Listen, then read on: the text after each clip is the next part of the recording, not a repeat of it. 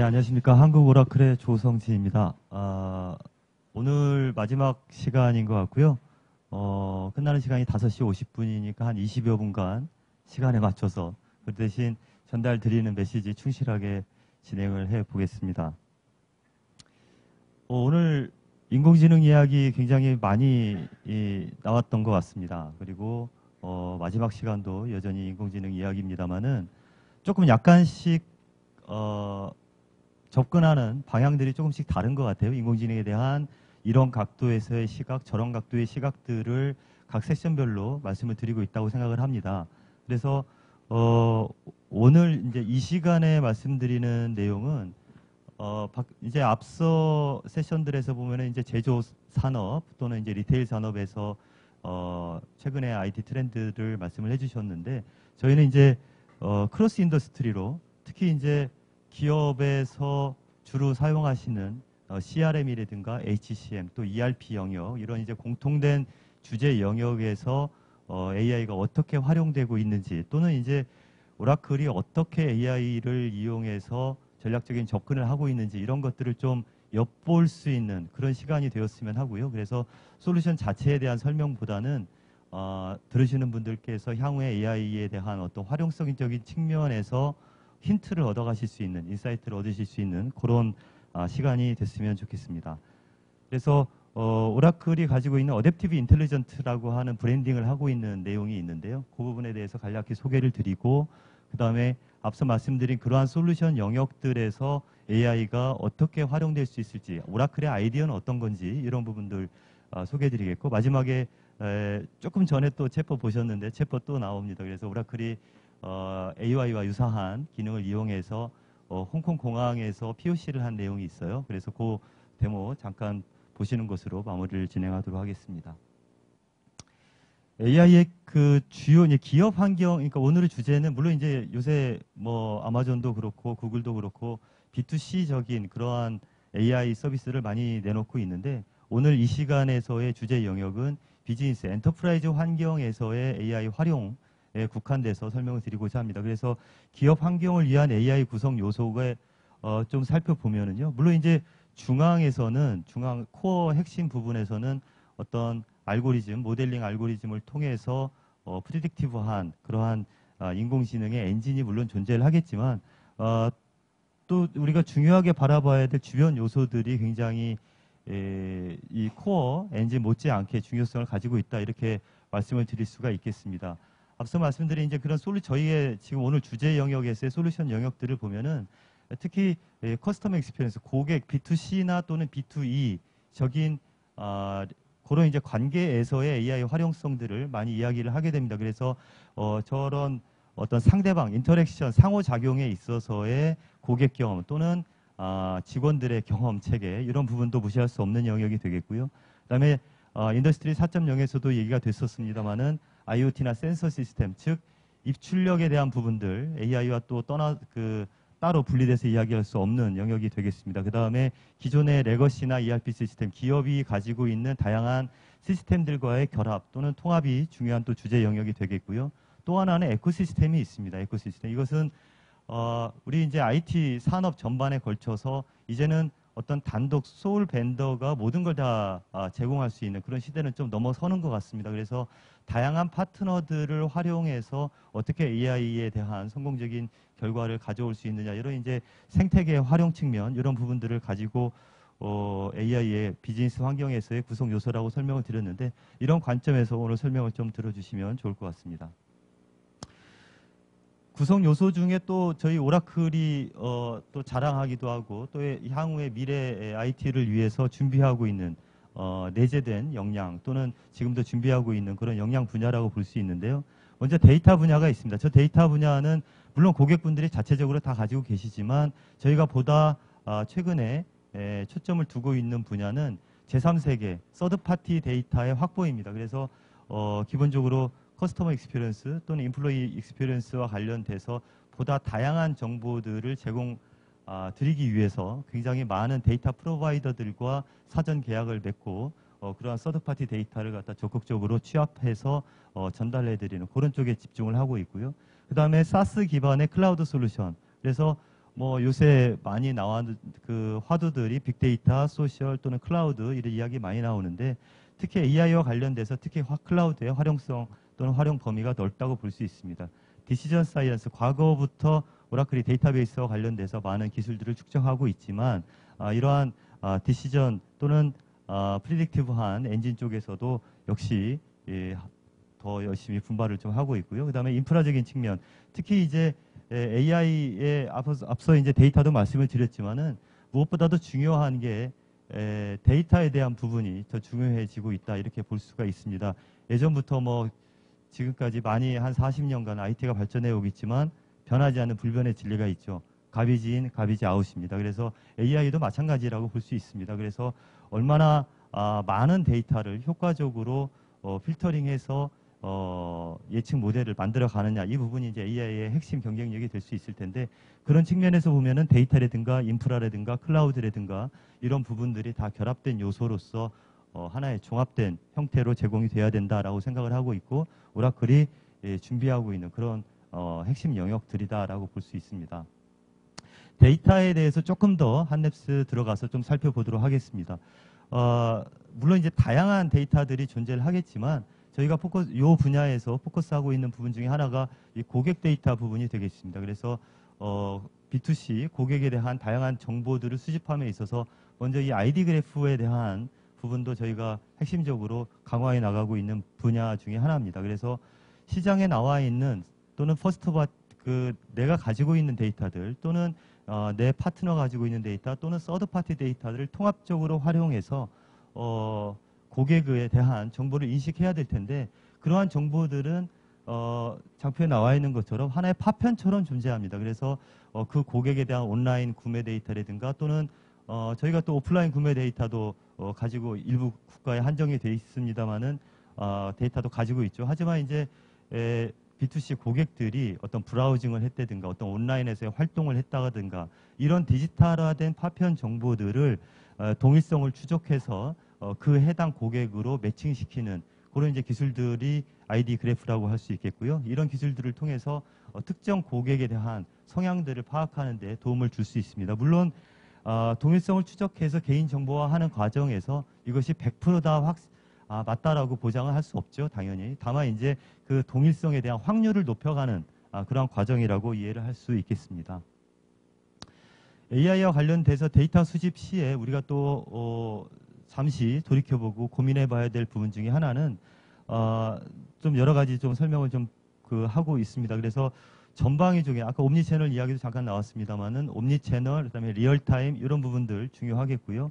그 다음에 비용 효율적인 에코시스템, 서드파티 데이터 이야기 드렸습니다만은 시장에는 데이터를 돈을 받고 파는 대단히 많은 그 데이터 공급 업체들이 있습니다. 그래서 그런 측면에서의 비용 효율성을 좀 따져봐야 되겠고요. 그다음에 또 하나 제일 중요한 것 중에 하나가 개인정보 보호 분야가 되겠습니다. 특히 이제 그 개인을 식별할 수 있는 식별 정보라든가 또는 의료 정보라든가 윤리적인 측면에서 절대적으로 모든 국가에서 통용되는 그런 절대성이 있고, 그다음에 지역별로 국가별로 상대적으로 차별화하는 개인정보 보호들이 있습니다. 이런 것들이 우리가 AI를 활용하기 전에 데이터를 준비하는 과정에서 조금 더 고민해 봐야 될 사항들이 아닌가 싶습니다.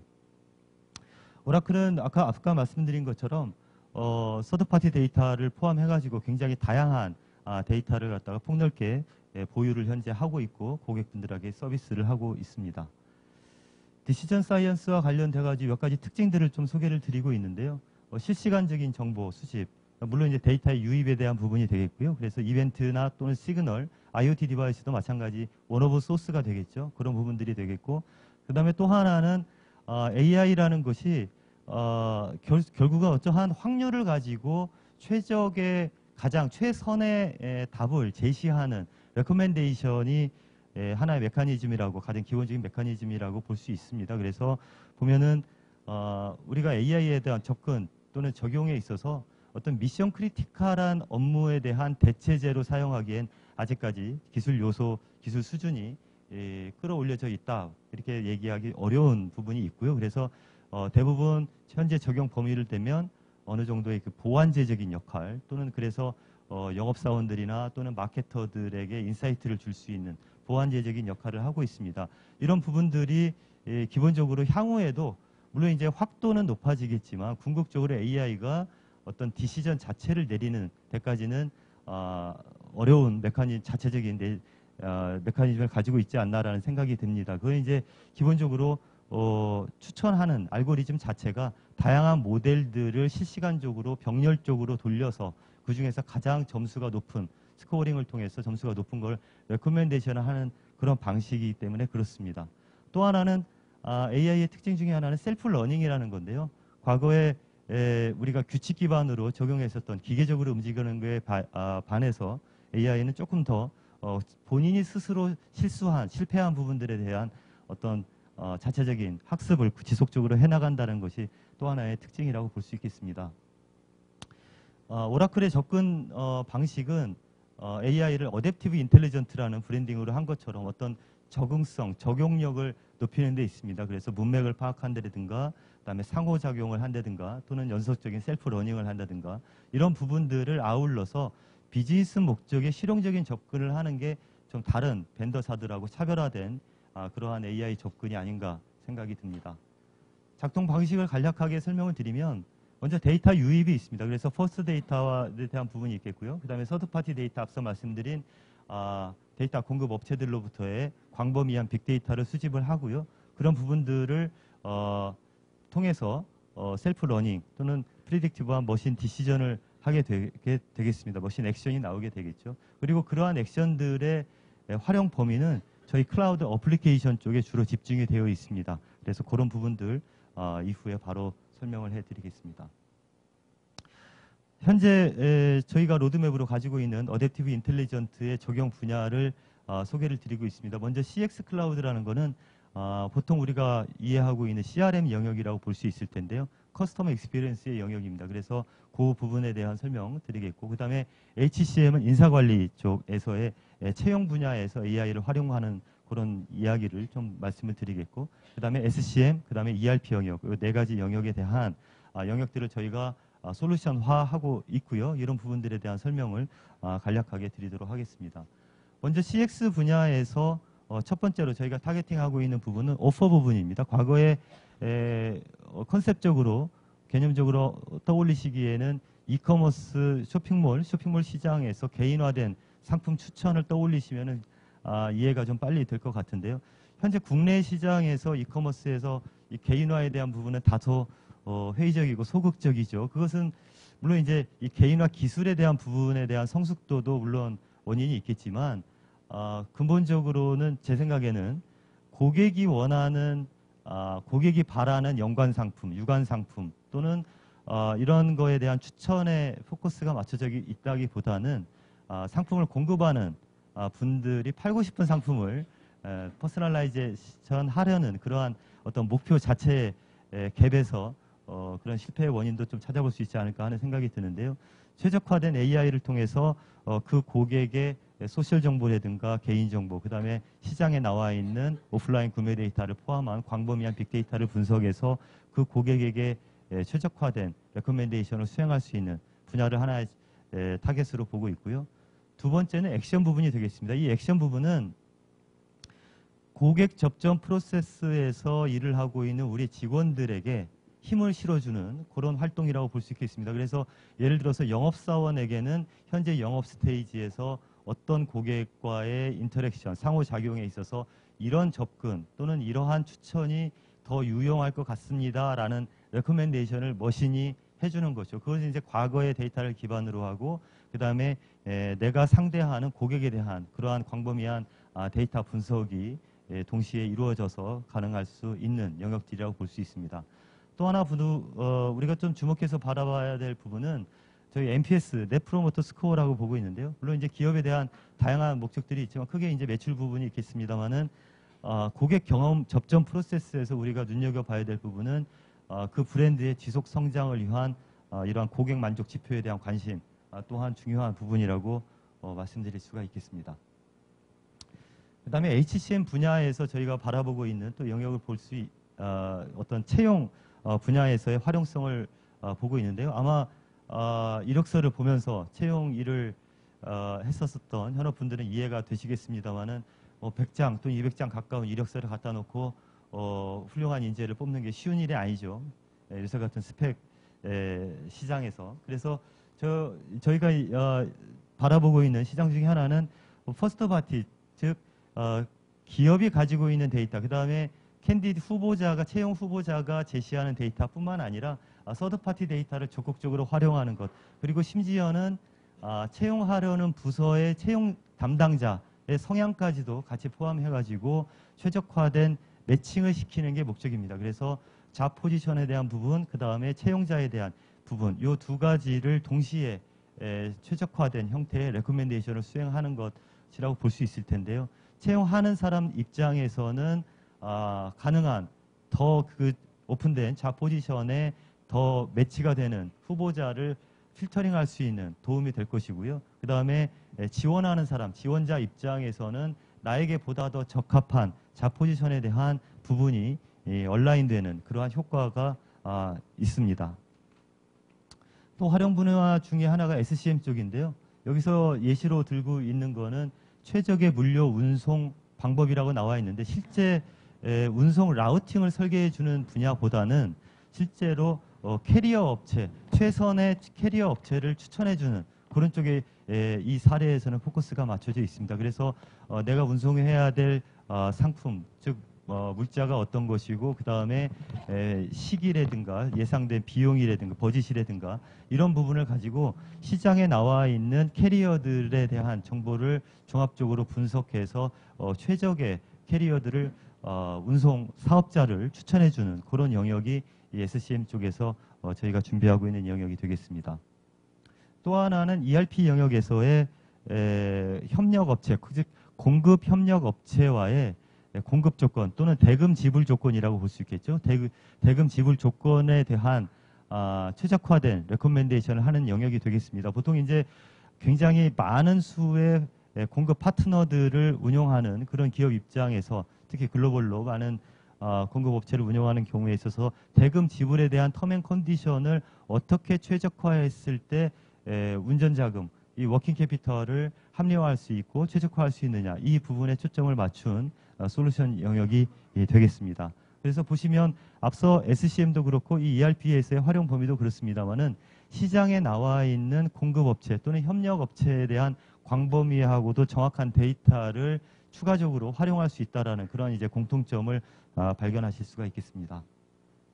여기까지가 저희가 솔루션 영역에서, 엔터프라이즈 솔루션 영역에서 AI를 활용하는 저희 오라클의 접근 방향들을 좀 살펴봤고요. 챗봇이라는 것도 마지막으로 좀 이야기를 하고자 합니다. 이 챗봇은 물론 이제 챗봇 자체도 물론 중요하겠습니다만은 AI에 대한 어떤 인아웃적인 그런 입출력 디바이스로서 유용하게 활용되고 있다라는 점에서 봐주실 수 있을 것 같아요. 그래서 챗봇에 대한 중요성은 계속 오늘 많이 들으셨을 것 같고요.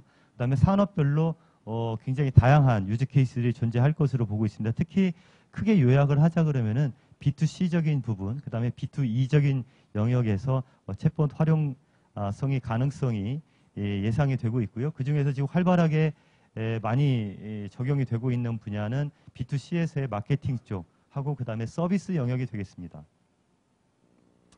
챗봇 유형, 룰 기반, 그 다음에 프리딕티브 AI 기반 이런 이야기들이 있고요.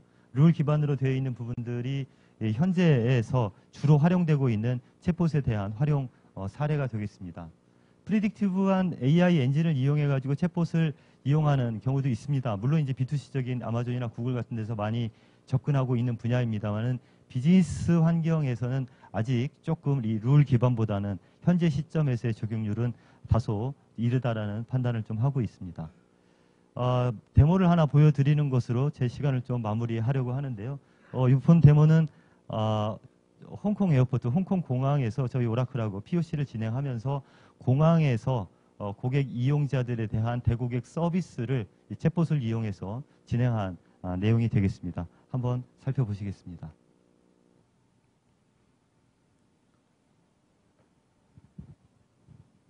기본적으로 지금 중국어로 되어 있는 부분인데 언어도 한글로 그 이용자 편의에 따라서 바꾸게 되겠고요. 그래서 보시면은 챗봇이라는 게 단순하게 메시징만 서로 주고받는 게 아니라 그 메시징과 주고받으면서 다양한 어떤 선택의 기술들이, 기법들이 기존에 이제 그 사람 휴먼 채팅에 비해서 다소 발달된 것들을 좀 보실 수가 있습니다.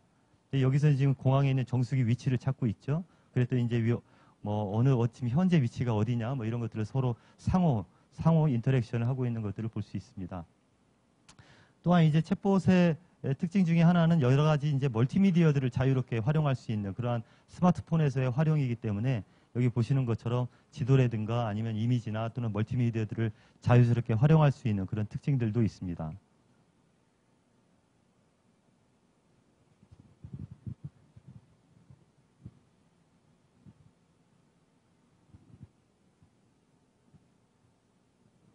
체크인하는 곳의 위치를 확인하고자 한다 그러면 이제 항공사라든가 그다음에 편명이라든가 이런 것들이 필요하죠. 그래서 서로 묻고 답하는 그러한 질문들이 이어지고 있습니다.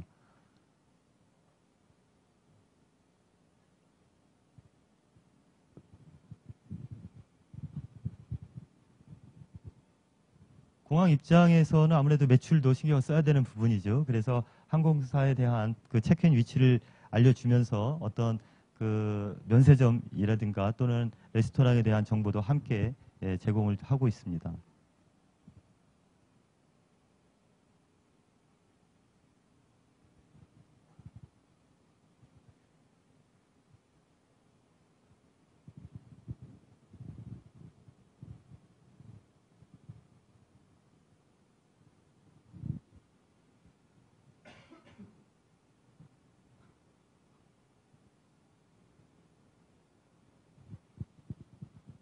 IoT도 마찬가지입니다만은 입출력에 대한 기술 분야는 계속해서 발달을 할 것으로 예상을 하고 있습니다. 그래서 여기 보시는 것에는 뭐 위치 정보를 계속 키인을 했습니다만은 공항 내에 비콘 같은 것들이 설치가 된다 그러면은 위치도 자동 추적해서 훨씬 더 친절한 대응이 가능하겠죠.